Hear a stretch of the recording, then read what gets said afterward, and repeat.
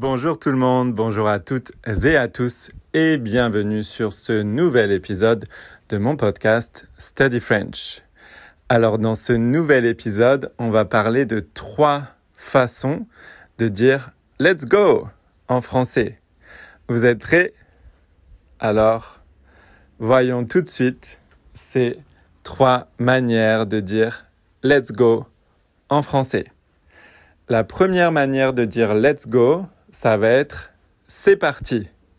C'est parti. Donc, comment ça s'écrit?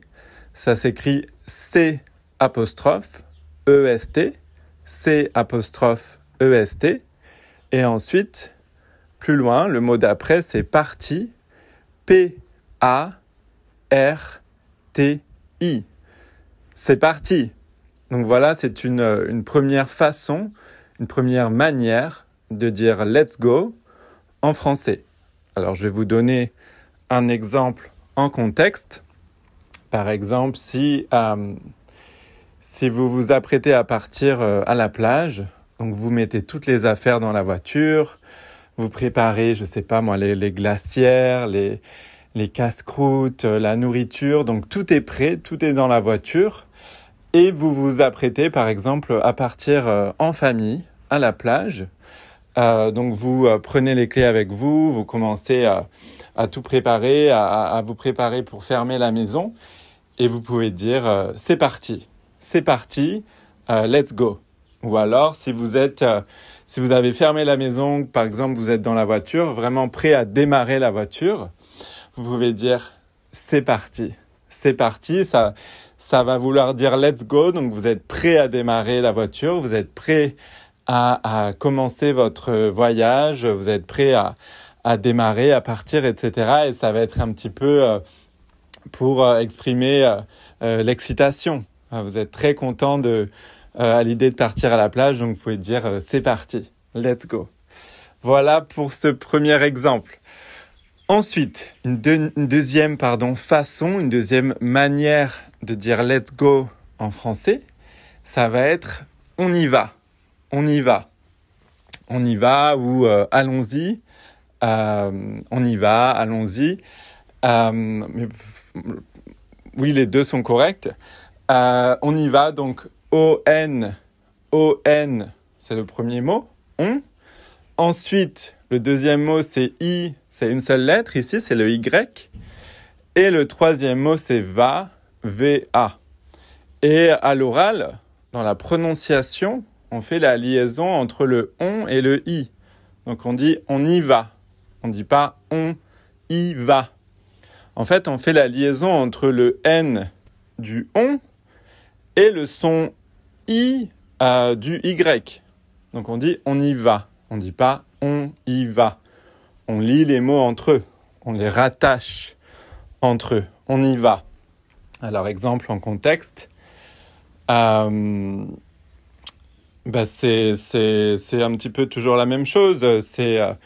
Vous êtes prêt à partir, à vous lancer dans une aventure, par exemple. Je sais pas. Vous êtes prêt à partir. Vous avez tout préparé. Par exemple, vous êtes dans l'avion. Vous avez vos valises dans l'avion. Vous êtes dans l'avion. Vous êtes prêt à décoller pour, je sais pas moi, exemple au hasard, pour l'Argentine. Vous êtes dans l'avion. Et l'avion est prêt à décoller, vous pouvez dire on y va, let's go. Ou alors, par exemple, si vous êtes en voiture et que, je sais pas, vous êtes coincé dans la circulation, dans les embouteillages, et que ensuite les embouteillages s'améliorent, le trafic reprend. Les voitures se remettent à rouler à un rythme, à une vitesse normale, vous pouvez dire on y va. Parce que vous êtes soulagé, que ce soit la fin de cet embouteillage terrible. Donc vous êtes très très heureux, très très très content et vous pouvez dire on y va. Voilà, pour ce deuxième exemple. Ensuite, la troisième façon de dire let's go, la dernière façon, le dernier exemple dont je voulais vous parler, c'est aller. Aller, donc ça s'écrit A-L-L-E-Z, A-2-L-E-Z, et faites attention, à la fin c'est E-Z, c'est pas E-R. Je vois beaucoup de personnes faire cette faute et écrire E-R à la place de E-Z. E-R, c'est l'infinitif du verbe, d'accord ? Donc le verbe aller, c'est to go, c'est l'infinitif. L'infinitif, c'est ER, d'accord ? Mais si vous voulez dire aller dans le sens go ou let's go, ce qui est en fait pas de l'infinitif, vous allez l'écrire EZ et pas ER, vous allez l'écrire EZ. Donc go, point d'exclamation, ou let's go, point d'exclamation, vous allez l'écrire aller, A2LEZ, point d'exclamation. D'accord ? Donc exemple en contexte, vous êtes toujours dans la voiture, vous avez une voiture devant vous qui n'avance pas, vous êtes frustré, cette voiture est très très lente, au lieu de rouler à 50 km/h, cette voiture roule à 20 km/h. Vous allez être frustré, vous allez dire allez, dans le sens avance, go, avance, roule plus vite, avance, bouge, voilà, parce que vous êtes frustré. Voilà pour ce premier exemple un petit peu négatif, entre guillemets, pour exprimer la frustration.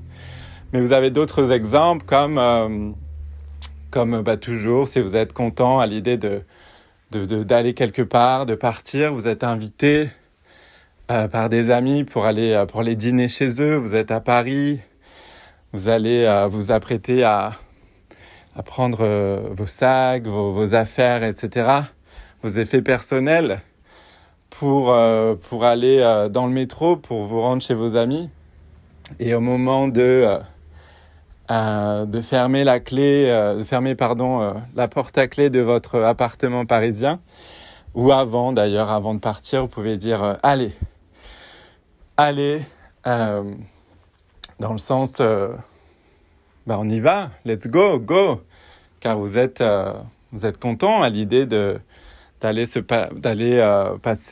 dîner chez vos amis. Voilà pour ce troisième et dernier exemple.